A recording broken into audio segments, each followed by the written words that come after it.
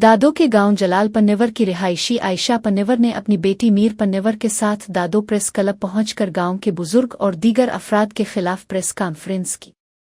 आयशा पन्नेवर ने कहा कि उन्होंने और उनके शौहर मोहम्मद पन्नेवर ने खुशी से अपनी बेटी मीर पन्नेवर को शादी के लिए सिवट के पिट के सुपुर्द किया, जिसके बाद गांव के बुजुर्ग इमदाद पन्नेवर, देर अली हसन और शौहर के भांजे नियाज पन्नेवर ने दुश्मनी इख्तियार कर ली और धमकियां देना शुरू कर दी।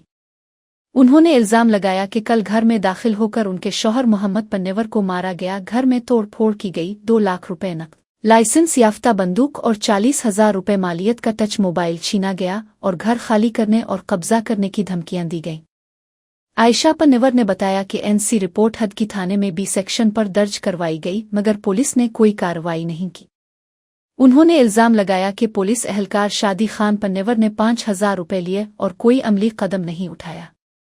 आयशा पन्नेवर ने औरत सेशन जज दादो और एसएसपी दादो से मुतालबा किया कि जवाबदारों को गिरफ्तार किया जाए, छीना गया सामान वापस कराया जाए और उनके साथ इंसाफ किया जाए।